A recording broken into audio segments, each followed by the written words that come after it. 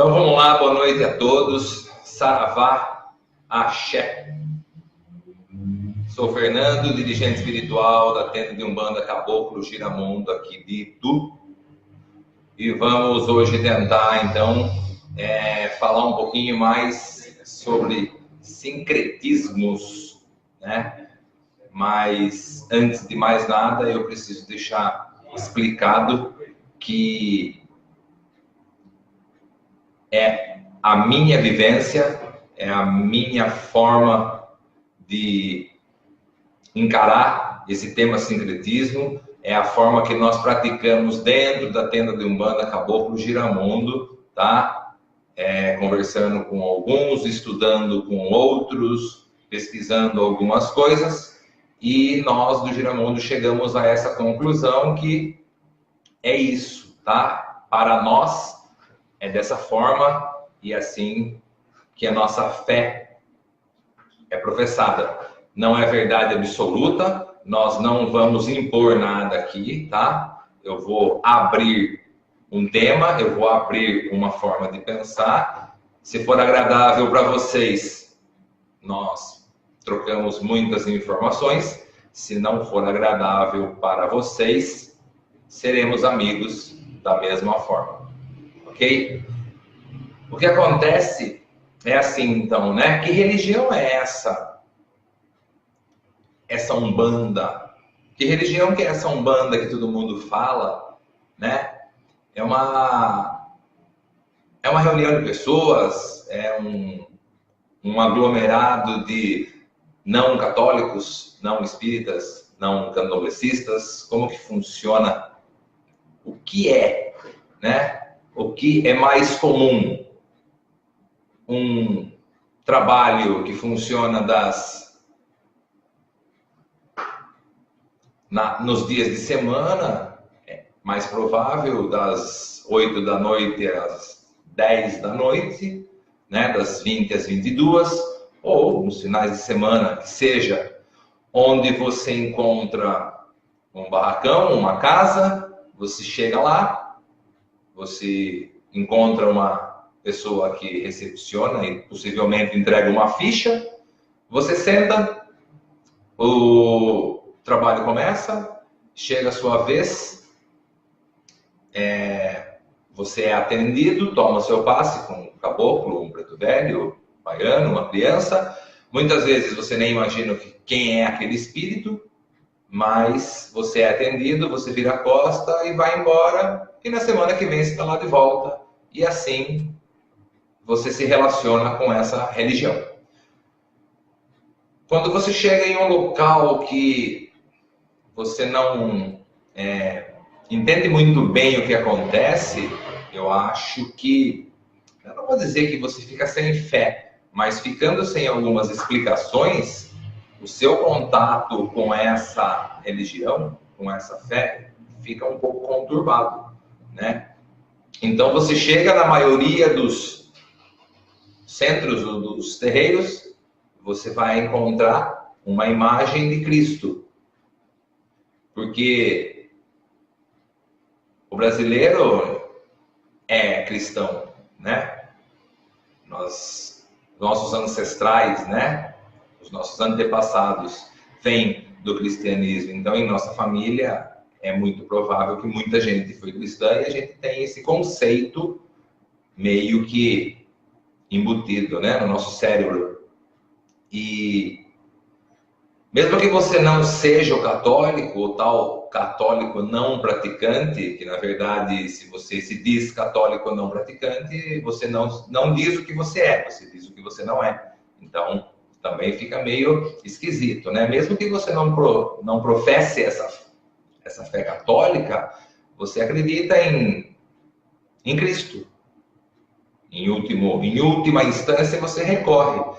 Porque mesmo que você vá para outra religião e não se dê bem, você volta e recorre a esse Cristo. Então, nesse ponto de vista, nós podemos dizer que a Umbanda tem, né, uma parte cristã, então, inserida nela.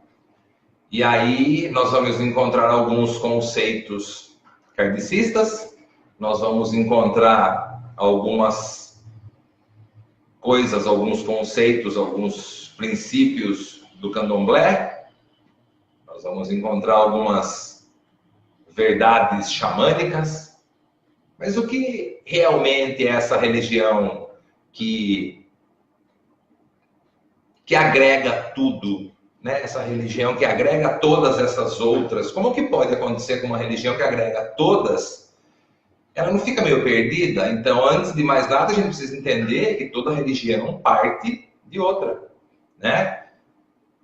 O cristianismo sai de um judeu praticante, sai de Roma e sai de um aglomerado de judeus de esquerda, vamos dizer assim, que não contente com aquilo, se juntam a outro judeu Cristo, Jesus de Nazaré, na verdade, e algumas coisas políticas de Roma. Daí para frente começa, né, essa ideia desse cristianismo.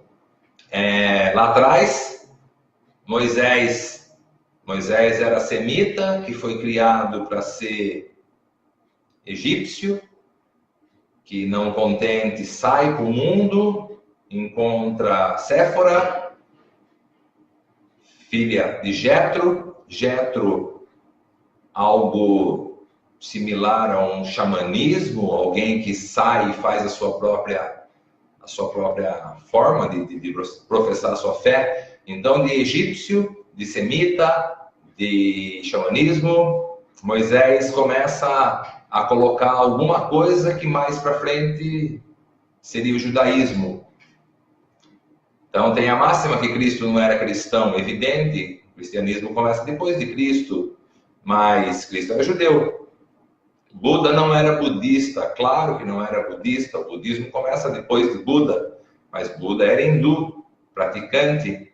Então, toda religião, né, parte de outra, e não seria diferente com Umbanda. Vamos lembrar que no Brasil, antes do descobrimento, é um país indígena, onde o europeu chega, trazendo a sua religião, trazendo os seus jesuítas e vão catequizar os índios.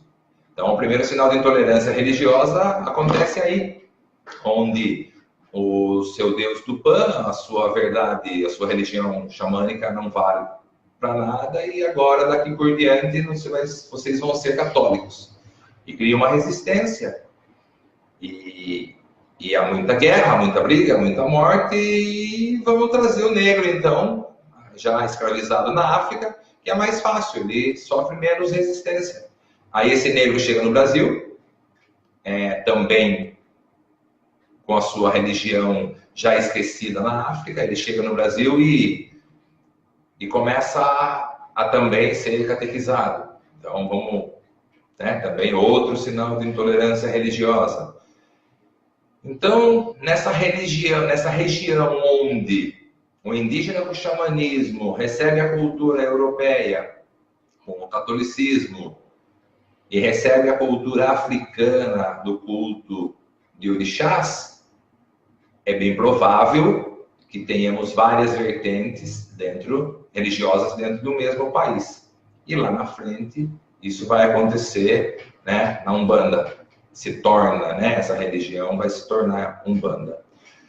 Então, mais ou menos, vamos entender que existem as diferenças, né? O mesmo negro que sai da África e chega no Brasil, ele chega na América Central, ele chega na América do Norte. Mas temos as nossas as regiões, né?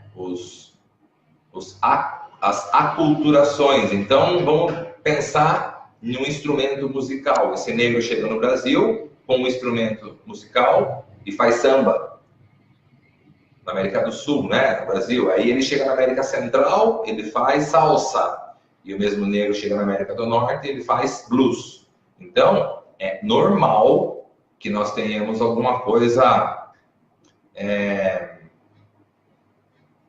com essas diferenças, né? Então, existe algo similar à Umbanda na Venezuela, no culto de Maria Dionza, mas igual não é Umbanda. Existe algo igual, não é, parecido, não é Umbanda. Existe algo parecido com Umbanda em Cuba, mas parecido não é Umbanda. Provavelmente, na América do Norte, exista algo parecido com Umbanda, mas parecido não é Umbanda. Então, o que é essa Umbanda que é uma religião com muitas, né, vertentes? Então,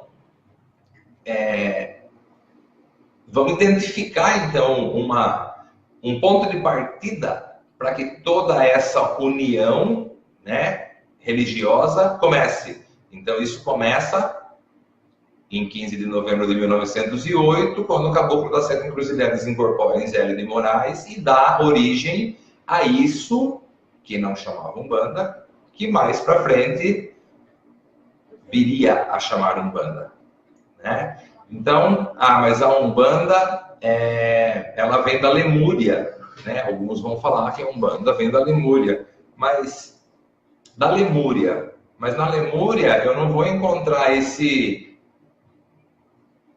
preto velho abrasileirado, eu não vou encontrar o índio brasileiro. Então, eu desconheço que ela possa ser da Lemúria, mas ela é milenar. Milenar da onde? Que esse encontro afro, índio e europeu acontece em solo brasileiro. Mas a Umbanda é africana. Ela não pode ser africana se na África eu não tenho o índio brasileiro. Então vamos excluir várias coisas e vamos deixar que a Umbanda é brasileira. Ela vai ter as pinceladas do catolicismo, do espiritismo e do candomblé, porém, em solo brasileiro, uma religião 100% brasileira. E eu vou encontrar muitas diferenças nessas umbandas. Se a gente ficar discutindo as diferenças entre umbandas, nós não vamos chegar a conclusão alguma, né? Todas essas umbandas, então, são diferentes, porque a umbanda voltada mais para o catolicismo, ela é diferente da umbanda voltada mais para o candomblé, para o culto de orixás, que é diferente de uma umbanda mais espírita, da pegada kardecista. Então, vamos fazer o seguinte, vamos esquecer tudo isso e vamos pensar no que é a unidade. Então, existem as umbandas e existe a umbanda. Mas como assim as umbandas? Como existem os catolicismos e o catolicismo. O catolicismo mariano, o catolicismo jesuíta, o catolicismo carismático. Parece do mesmo catolicismo. O cristianismo católico, o cristianismo evangélico, o cristianismo pentecostal, o neopentecostal, o protestantismo. Estamos falando de cristianismo. Budismo, né? Budismo e budismos. O budismo tibetano, o budismo Hinayana, Mahayana, enfim, vários budismos. Então, nós temos as umbandas e a umbanda. Mas o que é, então, incomum a todas as umbandas? E nesse terreiro, em todos os terreiros que você entra de umbanda, você vai encontrar algo similar a isso que nós vamos falar agora. Não na sequência, mas você vai encontrar, na sua grande maioria, imagens, provavelmente católicas. Você vai encontrar a defumação, você vai encontrar rezas, você vai encontrar a abertura de trabalho, o hino da Umbanda, você vai encontrar a chamada de orixás, você vai encontrar a chamada de entidades, essas entidades fazem a sua presença, essas entidades dão os passes, essas entidades atendem assistência, é cantado a retirada, elas se retiram, é encerrado o trabalho e voltamos a semana que vem. Em todas essas umbandas, você vai encontrar esses modelos, né? Esse modelo com esses ritos. Então, O que nós podemos, então, entender de tudo isso é que dentro da Umbanda, nós vamos encontrar, então, umbandas. Como assim? A Umbanda esotérica. A Umbanda esotérica do W. Wilson, né, da Mata e Silva. Ele formula alguma coisa com o esoterismo, mas um esoterismo de 1950, 1900 e aproximadamente, acho que 50. Então, o esoterismo da época, né? O esoterismo da época era formado em figuras geométricas, a geometria sagrada euclidiana da época, que a geometria sagrada, as figuras geométricas são o quadrado, o triângulo e a circunferência. Então, o princípio é do O, X e Y. Oxalá, Oxóssi, Ogum, Xangô, Iori, Iorimá e Iemanjá, a única orixá feminina na criação. Mas, hoje em dia, nós vamos encontrar alguma coisa diferente dentro da Umbanda esotérica, porque esse esoterismo, com a criação de novos instrumentos de pesquisa, se expandiu. Então, o esoterismo de hoje é diferente. Um terreiro voltado ao esoterismo, a Umbanda esotérica hoje, é provável que ele seja diferente da Umbanda esotérica mais antiga, o que não quer dizer que está errado. É a cultura de hoje voltada à Umbanda esotérica. Aí nós vamos ter o primado da Umbanda, a Umbanda de Omolocô, nós vamos ter a Umbanda traçada, a Umbanda de Caboclo, a Umbanda de Preto Velho, nós vamos ter Mestre Rubens Saraceni com a Umbanda Sagrada, que ela não é mais sagrada do que outras, ela é apenas Umbanda Sagrada, né? Então, uma ferramenta que a gente pode usar para entender, né, de qual Umbanda nós estamos falando, são as 7 linhas da Umbanda. Então, a Umbanda esotérica entende de uma forma as 7 linhas. Pai Rubens Saraceni divide essas 7 linhas de uma outra forma, o primado da Umbanda de outra forma. Então, mas de quais 7 linhas que nós estamos falando? Então, na Umbanda Sagrada, por exemplo, a Umbanda do Mestre Rubens Saraceni, que são divididos em 7 sentidos, né? 7 tronos, com 14 orixás assentados. Então, o que são 7 linhas da Umbanda? 7 linhas da Umbanda são os 7 sentidos da nossa vida: o sentido da fé, o sentido do amor, o sentido do conhecimento, da geração, da lei, da evolução e do conhecimento. Então, alguém, por exemplo, sei lá, o pai de santo X, formado por pai Rubens Saraceni, ele sai da Umbanda Sagrada, né, e monta o seu terreiro. Qual a forma do pai de santo X praticar a Umbanda Sagrada dentro do terreiro dele? Isso vai diferenciar, porque ele já tem o conhecimento dele, ele traz um conhecimento ancestral dele, da formação na religião, na vida dele, dos antepassados dele, e vai adaptar o conhecimento de pai Rubens Saraceni. Então, assim, não existe Umbanda certa, não existe Umbanda errada, existe a Umbanda praticada na casa do pai fulano de tal, e a Umbanda praticada na casa do pai Fernando, no terreiro Giramundo. É isso. Então, antes de mais nada, eu não posso simplesmente entrar no terreiro do pai fulano e falar que ele está errado. Eu não sei a vertente desse pai de santo, eu não sei de onde ele vem, eu não sei os conceitos da formação daquela Umbanda dentro daquela casa. Então, não existe certo e errado. Eu posso não praticar aquele tipo de segmento umbandista, o que não me dá maioria absoluta e nem dá minoria absoluta a essa outra pessoa. Ok? Com tudo isso entendido, nós vamos então aos sincretismos. Vamos imaginar então lá quando esse negro chega e ele não pode praticar o culto de nação dele, porque ele apanharia, né? Ele arrumaria dor de cabeça, se fosse só dor de cabeça seria fácil, né? Ele ia apanhar mesmo dos senhores das fazendas ali, daquela turma que tomava conta, né? Então, ele simplesmente arranja um jeito de fazer similaridades entre os orixás que ele cultua com os santos que os católicos, né, da religião dos católicos. Então, eles vão pegar e...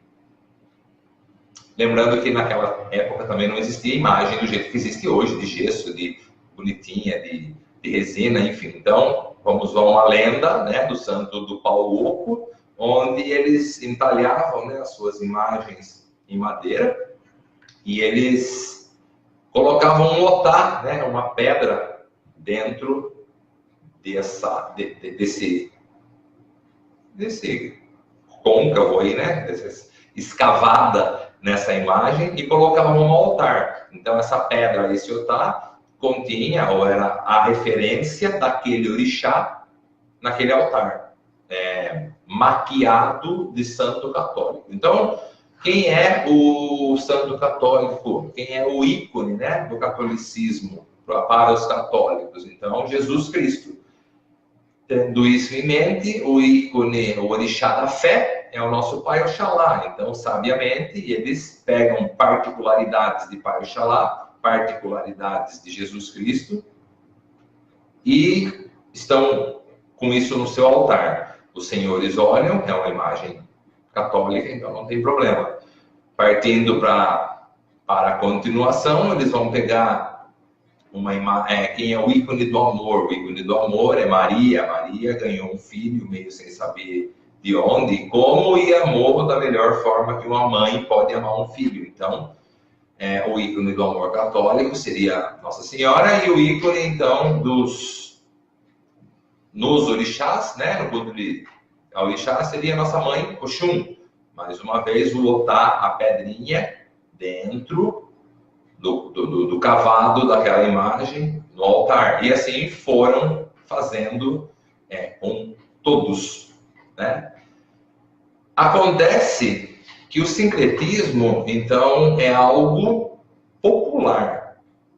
Porque se esse sincretismo fosse algo religioso, a Igreja Católica aceitaria essa imagem. Vamos dizer que a nossa orixá mais humana, né, a mais humanizada, a mais querida até por outras religiões, é a nossa mãe Iemanjá, né? No final do ano, as pessoas vão aí para a praia e pulam as 7 ondinhas, mesmo sem saber por quê, mas acreditam em algo sagrado, que algo acontece a partir de que eu pule aquelas 7 ondinhas. Levando isso em consideração, que essa é a orixá mais aceita ou menos rejeitada, em qual igreja vocês já foram e se depararam com uma imagem de Iemanjá? Provavelmente nenhuma. Então, a religião católica não aceita. Se a outra religião não aceita a minha, é porque esse sincretismo não é religioso, é popular. E isso vem, eu vou falar, se arrastando, tá? Desde que o negro chega no Brasil. Mas nós precisamos limpar isso, nós precisamos explicar que Jesus é Jesus e Oxalá é Oxalá, que Nossa Senhora é Nossa Senhora e Oxum é Oxum. Então, assim, você pode ter fé no que você quiser, mas orixá sempre foi e sempre será orixá, e santo sempre foi e sempre será santo. Causa estranheza, causa desconforto e causa uma certa irritação com o tio de ouvir isso. Mas é isso, né? Você pode ter no seu altar o que você quiser. Por isso que outro pode ter no altar o que o outro quiser. Por que nós achamos imagens mais católicas em alguns terreiros? Provavelmente pela formação católica desse dirigente. Zélio de Moraes, por exemplo, em 1908, era um jovem católico que foi a um centro espírita, a Federação Espírita, e lá acontece e o caboclo dá, né, pedir essa passagem. Então, na tenda espírita Nossa Senhora da Piedade, nós encontraremos muitas imagens católicas, porque Zélio vinha de uma família católica e não conhecia outra coisa. Numa época que não precisava esconder o orixá. A abolição já tinha acabado, ninguém ia apanhar por causa disso, e Zélio não precisava não colocar. Ele não coloca porque ele não conhece. Zélio não era espírita, porque ele foi em uma reunião espírita e nem acabou, né? Na metade o caboclo chega e acontece tudo aquilo. E mais para frente, Benjamin Figueiredo, na tenda Mirim, começa a mudança, né? Outras vertentes, outros ritos entram nessa jogada. Então, eu posso chegar em um terreiro e ver menos imagens e mais branco. Uma mesa e uma imagem de Cristo e um copo com água. Eu posso entender que essa é uma pegada mais espírita, kardecista, por exemplo, dentro da Umbanda. E eu posso chegar em outro terreiro e encontrar imagens africanas de orixás. E aí eu vou entender que esse dirigente vem de uma pegada mais africanista, do culto de nação, do candomblé. Aí eu chego em Rubens Saraceni, eu penso em energias, né? Eu falo em energias. Então, eu posso ter um altar com um cristal, um mineral e um vegetal. O ar está aí presente, uma vela acesa é o fogo, a terra dentro de um vasinho que sustenta o mineral, o vegetal e uma água. Então, eu vou entender que esse é um altar mais energético. Por exemplo, onde nós encontramos o corpo vivo de Deus? Na natureza. Então, a Umbanda difere do Espiritismo na natureza. Existe uma manifestação de espíritos na Umbanda, mas eu não posso levar em consideração as explicações que Kardec deu para o Espiritismo e explicar as manifestações espirituais dentro da nossa religião, baseada no que Allan Kardec falou. Do jeito que eu não posso entender que a Bíblia fundamenta a religião da Umbanda, o que não quer dizer que eu levo ou não levo em consideração o que Cristo falou. Cristo é o grande mestre, é o grande arquiteto, é o grande sábio, enfim, ele quebra com o passado, né? Ele quebra o Antigo Testamento quando aquele Deus do olho por olho e dente por dente, e ele não, é amor e é isso. Meu Deus é de amor. Então, existe muita diferença em tudo isso, mas o que nos rege, o que nos move são energias. E onde eu encontro essas energias? Na natureza. E é isso que eu preciso começar a levar em consideração também. Porque senão eu vou ficar preso nas imagens católicas sem entender. E alguns dogmas, né, precisam ser quebrados. Por exemplo, eu vou acender o fogo com um palito de fósforo, porque o palito de fósforo é a coisa, é ancestral. O palito de fósforo ou isqueiro, hoje em dia, não posso acender uma vela com isqueiro porque é desrespeito. Mas, horas, se eu preciso acender a vela ou cachimbo do preto velho, ou qualquer outra coisa que precise ser aceso com uma coisa ancestral, eu vou pegar 2 gravetinhos e vou fazer fogo por fricção. Ou vou pegar 2 pedras e raspar as 2 pedras, se nós estamos falando de ancestral. O que eu quero dizer com tudo isso é que o santo católico, ele é católico. O orixá africano, ele é africano. E o sincretismo pega particularidades do santo com particularidades do orixá, formando uma terceira pessoa. Esse é o sincretismo onde muitos umbandistas se baseiam. Mas as histórias se perdem porque o santo, antes de ser santo, ele tem uma história. O orixá tem uma história. que é bem provável que você desconheça. Então,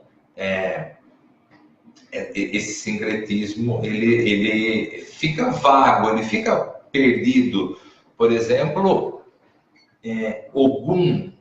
Ogum é São Jorge. Então, vamos lá. São Jorge, antes de ser São Jorge, ele era Jorge, um soldado de um imperador Diocleciano.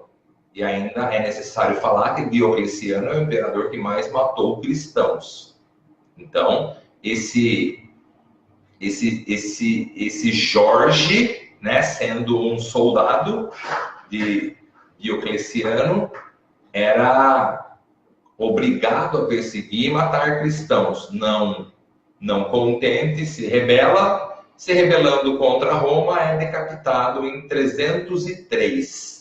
Daí para frente começa a história de alguém na fé chamado São Jorge. Ogum é um orixá africano de uma região chamada Irê, onde a região Irê tem a ver com Roma. Então, vamos pensar mais fácil um pouco. Depois que Jorge, soldado do imperador Diocleciano, morre, aí aparece um orixá chamado Ogum. Então, Ogum, ele existe na humanidade a partir de 303 depois de Cristo. Essa é uma forma clássica de entender que não, eles não podem ser a mesma coisa. Só pedindo uma licença aqui, tem muita gente entrando aí dando boa noite, então muitos escaparam, não consigo ver, eu estou conseguindo ver agora a Patrícia Braimes, boa noite, a Aline Santiago, boa noite, mas entrou um monte de gente aí, Davi Tretel, que coisa linda, Aline Queiroz, Thiago, Amaral também, Vanessa, Matheus, um monte de gente, ó, Matheus. E aí, Matheus, tudo bem? Vamos voltar? Depois, dá para abrir para algumas perguntas, tá? É que não tem muito tempo, mas vamos tentar, né? Se vocês tiverem alguma pergunta, daqui a pouquinho podemos tentar responder algumas coisas, né? Vamos voltar. Então, vocês entendem que Maria, mãe de Jesus, ela é de Nazaré, né? Então, ela morre eu não lembro exatamente, mas tudo bem. 33 ou algo parecido depois de Cristo, ela morre, né? Gólgota ali. Então, se Maria, mãe de Jesus nascendo em Nazaré, é Oxum, eu posso entender que Maria é uma negra africana.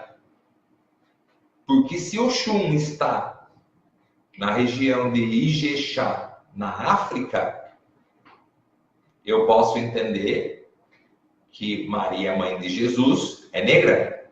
Então Jesus provavelmente também pode ser negro, mas aí vai chocar. Mas deveria chocar quando você, sem muita noção de quem são, une os dois em uma só pessoa. Não dá. O Baluaê, ele é São Lázaro.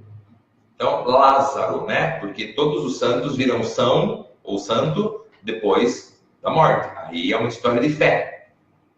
Começa Lázaro, então Lázaro morre,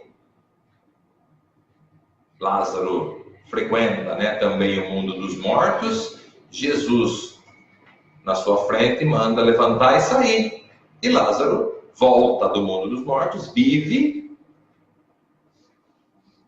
e tranquilo. Então o Baluaê Enquanto o orixá africano, ele é o orixá da cura. Mas Lázaro é aquele da cura, que São Lázaro cura os leprosos. Mas existem dois Lázaros. Lázaro de Betânia, que é esse que Jesus levanta, e existe Lázaro, o leproso, que é outro, que é um mendigo. De que Lázaro nós estamos falando? E de que Obaluaê que nós estamos falando? Como que um pode ser outro em épocas diferentes e em regiões diferentes? São Sebastião, também soldado de Diocleciano, também é decapitado, também em 303, ou 300 e alguma coisinha. São Sebastião era Sebastião e vira São Sebastião depois, mas São Sebastião é Oxóssi.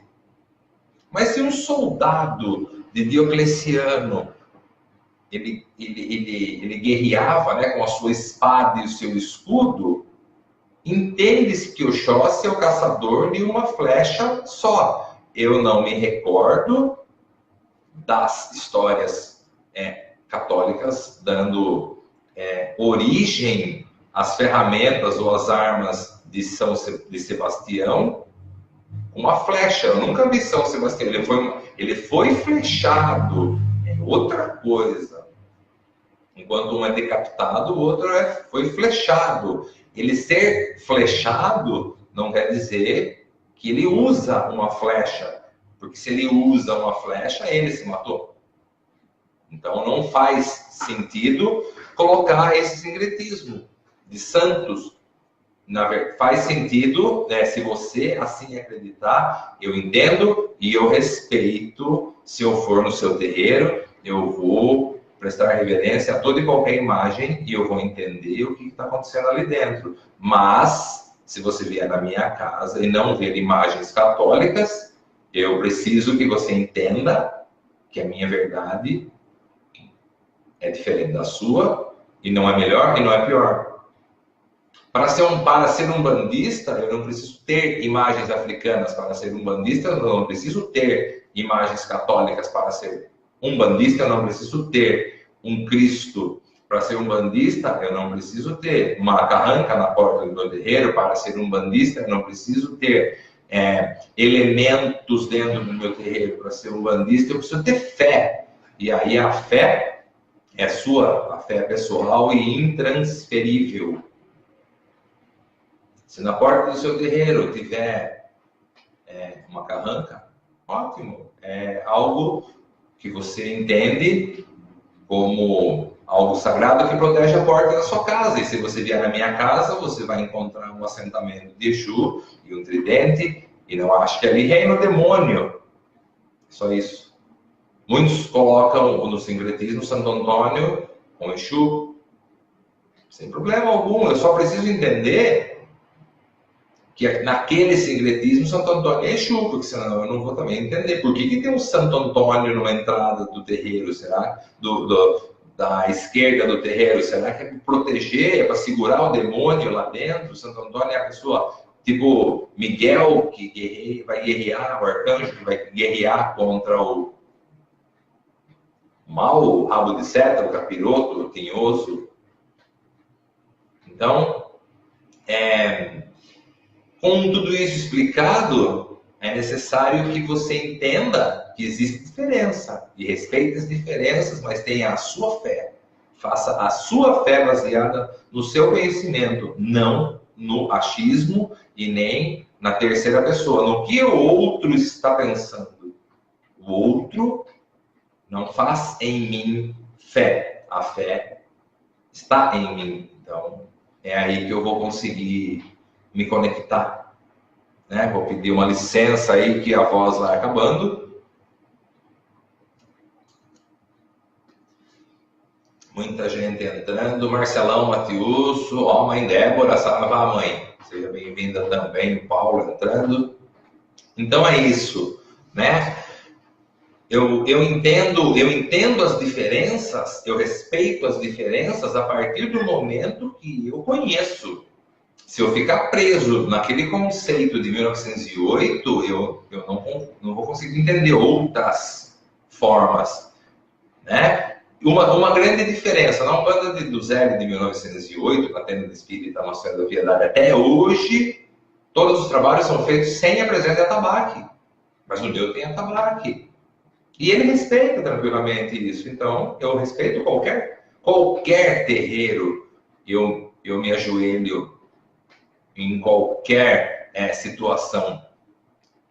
Então, o que acontece dentro do terreiro de Umbanda? Se eu tirar o santo católico, se eu tirar a imagem de Cristo, se eu tirar os orixás africanos, esse terreiro ainda funciona. Porque nós estamos falando de entidades. São essas entidades que vêm no terreiro prestar a sua caridade. Se temos problemas, vamos procurar. Sempre vai ter um preto velho, um caboclo, um baiano, muitas vezes giras abertas de Exu e de Pombagira, e esses seres espirituais, sim, nos recebem, nos aconselham toda vez. E se eu for 30 vezes naquele terreiro falar com aquele preto velho a mesma coisa, as 30 vezes ele vai me receber, me escutar, me direcionar e me encaminhar da melhor forma, porque eles estão lá para nos ajudar a nos melhorarmos enquanto seres humanos. Eles não estão lá para arrumar marido, para arrumar emprego, para arrumar outra coisa. Eles não estão lá para reformular o meu currículo, que não é tão bom, e junto com 13 milhões de desempregados, eu também me encontro em desemprego. Eles não estão lá para ajeitar o meu casamento, eu não gosto mais da minha esposa. Eles não estão lá para fazer eu gostar da minha esposa ou não gostar da minha esposa. Cabe a mim separar ou não separar. Enfim, livre-arbítrio. Dentro da Umbanda, estamos livres para fazer o que quisermos. Então, eu posso ferrar alguém, eu posso fazer alguma coisa contra alguém, eu posso matar. Você pode fazer o que você achar melhor. Você só vai pagar por tudo isso que você quiser.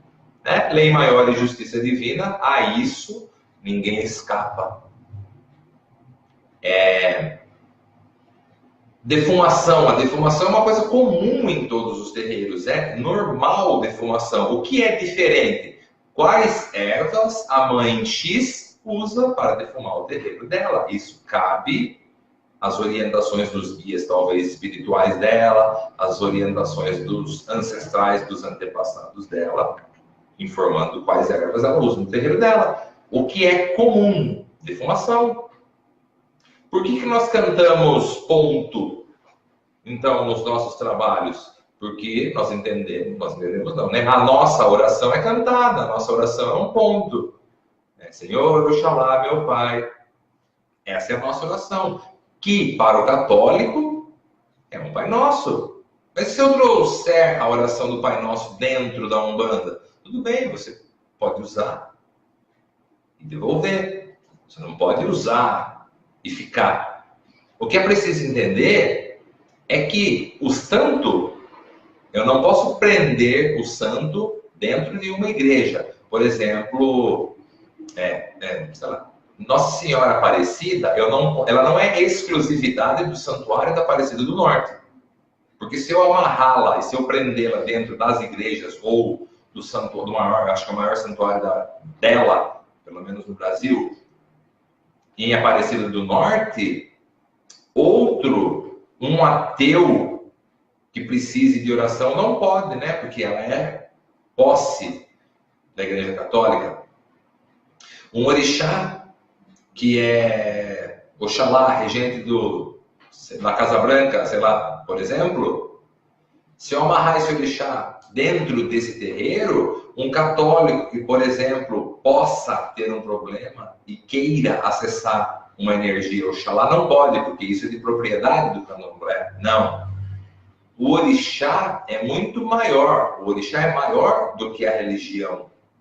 O orixá é maior do que a nação dele, que ele rege.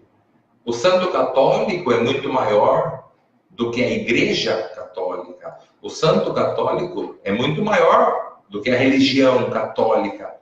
Todos, impreterivelmente, podem acessar Nossa Senhora Aparecida, Santa Rita, São Judas, como todos, impreterivelmente, podem acessar Oxalá, Oxum, Oxóssi, Logonã, Oxumaré, e aí por diante. Não se tem posse de orixá e nem de santo. É aberto a todos. Quando a gente fala de África, orixá africano, a África não é um país, é um continente, de onde, em uma pequena parcela dessa região, vem o orixá. Porque a África é grande, é gigante, ela abriga todas as religiões. Então, em uma parcela, em uma região desse continente africano, nós temos o culto de orixá. Então, se eu falo que a Umbanda é afro-brasileira, com qual propriedade eu diria que ela é afro-brasileira? Porque ela tem orixás? Tudo bem, é uma forma de pensar, mas se ela é afro-brasileira e eu a ligo ao culto de orixás, para dar referência a esse afro, o que eu faço com esse catolicismo que também tem dentro dessa religião e esse xamanismo, essa cultura indígena que também tem dentro da religião? Então, eu não vou prender a Umbanda a índios, a xamânicos. Eu não vou prender a Umbanda a católicos ou ideias cristãs. Eu não vou prender a Umbanda a África ou a ideias africanistas de orixás, cultos africanistas de orixá. A Umbanda é a Umbanda, e simples, e pronto, e acabou. Vamos nos aprofundar nos conhecimentos umbandistas, vamos nos aprofundar nos conceitos, nos estudos, nos direcionamentos umbandistas. É isso. Essa é a ideia. Eu preciso conhecer a minha religião. Eu não posso explicar espírito por vagabundice, trazendo referência da Kardec. Porque eu poderia, então, entrar em atrito. E existe esse atrito. Pessoas mais antigas, mais africanistas, eles não concordam com a ideia de mestre Rubens Saraceni, por exemplo, colocar uma orixá chamada Igunitá. E eu entendo, porque se eu for para a África, eu não vou achar Igunitá. Eu vou achar uma qualidade de Yansan, Igunitá. Mas eu não vou para a África achar um orixá chamado Igunitá. Rubens Saraceni, para formar os 7 pares com 14 orixás, ele precisou colocar uma orixá feminina, né? Formando um par, um Ogum, que é do ar, uma orixá do fogo, colocando, ele não inventa orixá, ele só nomeia, ele coloca ali. Ninguém cria orixá. As pessoas que cultuam 7 orixás prendem essa ideia à só existência de 7 orixás. Se a gente for pensar em orixás, ar, água, terra e fogo, nós temos aproximadamente 100 em cada um. E aí 100 em cada um. Ar, fogo, ar, terra, ar, fogo, ar, terra, ar, fogo, ar, terra, ar, água. nós temos mais 1.200, então 1.200 com 600, com 400, dá aproximadamente 1.600 orixás com as suas características, o Xangô do Branco, a Xangô Airá, e a Iemanjá Ogunté, e aí nós vamos embora. Então não posso prender. Não existe somente esses orixás que o Rubens Saraceni coloca, não existe somente os orixás que a Umbanda Esotérica coloca. A cada estudo, a cada abertura, nós vamos encontrar algumas coisas. Então, a ideia é que você conheça, que você estude, que você converse, vá se ambientando em qual desses rituais umbandistas você se conecta, nunca virando as costas, nunca dando risada, nunca tirando sarro do outro que professa um modelo diferente de Umbanda do que a sua. Certo, turminha? É isso, eu agradeço aí a todos os que ainda estão aí. Se tiver alguém que quer fazer alguma pergunta, daqui a pouquinho estarei encerrando. Ficarei feliz se conseguir, se eu conseguir passar algo que demorou também para eu reconhecer, para eu entender, até porque eu também venho de uma Umbanda mais antiga, de um modelo mais antigo. Quero deixar claro que respeito tudo e todos, os irmãos, os pais e as umbandas. Eu só entendo que sem informação não há formação. Então, para a gente formar pensamentos diferentes, é necessário expor as ideias. Respeito quem não expõe as ideias, mas peço respeito, pois parto do princípio que eu exponho, as minhas ideias, e é por isso que estou aqui ocupando o tempo de vocês, tá?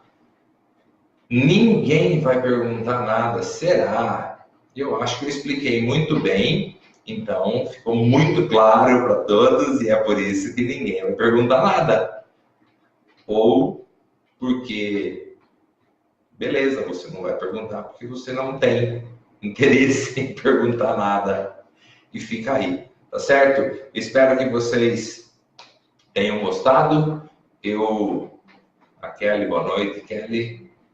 Eu agradeço aí a presença de todos, peço desculpa se faltou alguma coisa, mas voltarei mais para frente, voltarei em outro dia, com outro tema. Faz tempo que eu não faço isso, mas eu acho que é uma coisa importante para a gente conversar. É um minuto que a gente tem para conversar, Deixo aí também disponível no www.giramundo.org.br, na barra cursos, os cursos que nós ministramos no terreiro. São 4 cursos.